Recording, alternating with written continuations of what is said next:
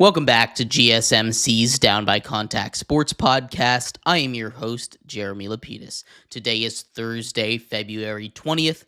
Hope everybody is having a great day so far. If you are just tuning in, we just finished talking about some of the big news coming out of the NBA as one of the top players in the league. Victor Wembanyama is done for the season after coming down with deep vein thrombosis or a blood clot in the right shoulder. In this segment, we turn our attention to one of the biggest sporting events in hockey history, really, at least in U.S. hockey history, as the U.S. takes on Canada in a rematch from Saturday's incredibly physical game. We're going to talk about why it has so much meaning and what I expect to happen in this game. But before we do that, remember, if you would like to be an even bigger part of the show than you already are, all you need to do is go to gsmcpodcast.net. Or if you're on YouTube, you can use that super chat feature. If you do either of those two things, a message should pop up on the bottom of the screen for you, me, and everybody else around the world to see. If you do have a burning question about sports, anything at all that you would like to ask, go ahead and throw that in the comments. Throw it in the chat. I will get to it as soon as I possibly can. I appreciate everybody so much for sticking around, talking some sports with me here on a beautiful Thursday, February 20th. But like I was saying, we are going to get into a little bit of the Four Nations face-off. The Four Nations final. These two teams, Canada and the U.S., the favorites coming into the tournament, made it all the way where they were expected to be. We saw the U.S. in the first matchup take care of business in Montreal 3-1 in what was an incredibly physical game. A game that had 3 fights in the first 9 seconds of action, almost 20 more hits than the average NHL game, and one that saw these two teams really show that this is a game that the players care about a lot. This is the first international hockey action that the NHL has been able to participate in, the NHL players have been able to participate in 10 years. That's because the NHL and the IIHF, the International Hockey Federation, have had a little bit of issues over the last couple seasons. The NHL in the CBA said they weren't going to let the players play. They were going to keep their season going in the midst of these big tournaments, the Olympics, the World Cups. They went out there and with a new CBA, they said, we're going to let these guys go represent their country. So on top of everything that's going into this game, the tension from 10 years of not being able to represent your country for these guys, of skipping out on multiple tournaments for Sidney Crosby to play with Connor McDavid on this Canada team, it finally comes to a head today in the finals of the Four Nations face-off. You had Sweden and Finland take these teams to the wire, to overtime, beat the U.S., beat Canada, but now it's come down to the two favorites. We have the U.S., who are a brick wall on defense and in goal, go up against one of the highest flying offenses in the history of hockey that has ever been put together. The real question in this game is going to be, what is this game going to look like for Canada's netminder? Jordan Binnington is expected to be in net for this one, and in this tournament, he hasn't necessarily been his best. In 3 games, he's got a 2.6 goals allowed against average per game and a .892 save percentage. So he has not been playing great hockey. On the other side of the spectrum, you have Connor Hellebuyck, who's arguably the best goalie in the world right now.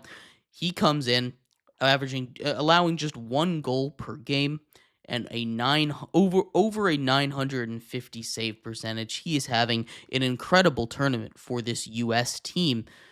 But this is something that has really captured the attention of the nation, right? Usually a hockey tournament flies a little bit under the radar. This is the biggest game for both Canadian hockey and U.S. hockey since the 1970s or the 1980s, right? There has been a lot of talk in the U.S. that this is the biggest game since the 1980 Miracle game against the USSR, right? And in Canada, there's a lot of talk as well. People are saying this is the biggest game since the U.S.-Canada match in 2010, or even it's the biggest game since their own match versus the USSR in 1972. So this is a huge game for both countries. And obviously, a lot of this ties to some of the stuff off of the ice, but at the same time, it's also on the ice, right? These two teams went out and showed up for their countries. Again, they don't get to represent it.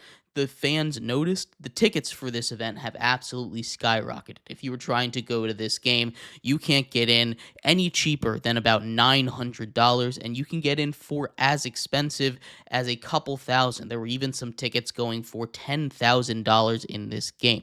Now, a couple injury news for the U.S. The Canada team is completely healthy, but a lot of the big stars had some question marks for the U.S. One of the best defensemen, a member of the Boston Bruins. This game is in Boston. Charlie McAvoy is out for this game. His shoulder injury got infected.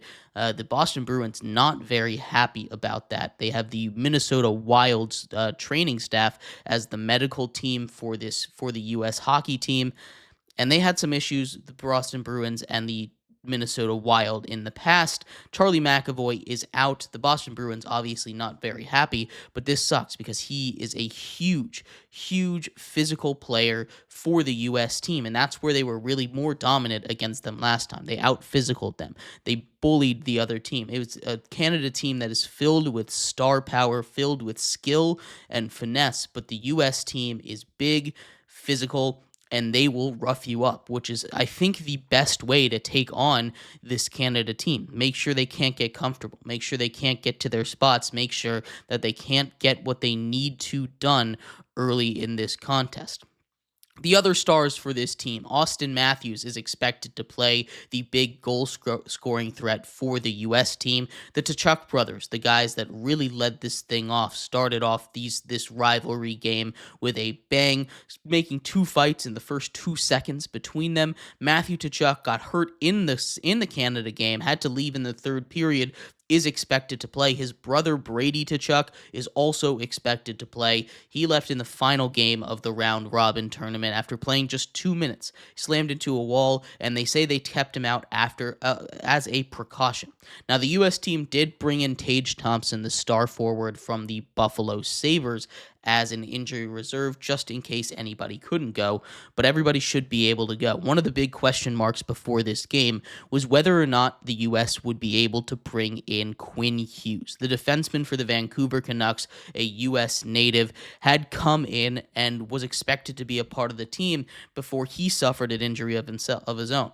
He was unable to get cleared medically for this one. He is in Boston right now, reports say, but Quinn Hughes not able to go out and play for this U.S. team. The U.S. team has been informed that they are not allowed to go and bring in Quinn Hughes. Canada, again, the big question in this game, like I said, is going to be how will Jordan Binnington play? Because it's going to be offense versus goaltending. And the way that I look at it is the fact that goaltending wins championships, right? You don't see games go down, especially in hockey, where if you don't have a great goaltender, especially when these games matter the most, the speed is at its highest. These are games that are being played at the fastest, at Stanley Cup level intensity. We're seeing hits, physicality, people being leveled off of their feet, and the speed of this game is huge. I don't know if Jordan Binnington is going to be enough, and at the end of the day, I think that's going to be the big weakness for Canada. Because of that, I'm leaning towards the U.S. to win this game in a tight one, but I do think this should be a really good one. It's never going to be easy when you're going up against the forward pairing of Sidney Crosby, Connor McDavid, and Nathan MacKinnon all on a power play. That is a devastating first power play line. But the defense and the goaltending for Canada is something you can get past. The U.S. might not have the huge name shot makers, shot scorers, but they do have the defense, and most importantly, they have the goaltending. Even if they didn't have Connor Hellebuck, they've got Jake Ottinger, who's probably still the second best goalie in this tournament.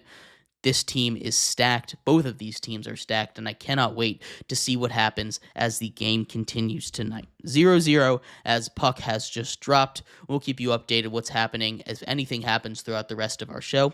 But we're going to take a quick break here. When we come back, we turn our attention from hockey to the NFL. Massive news from the NFL as it was announced that the cap has gone up to $277 or to $281 million. That is a massive jump. We'll talk about what that means for these teams, what it means for free agents, and what other teams are expecting heading into the season. We'll be right back here on GSMC's Down by Contact Sports Podcast.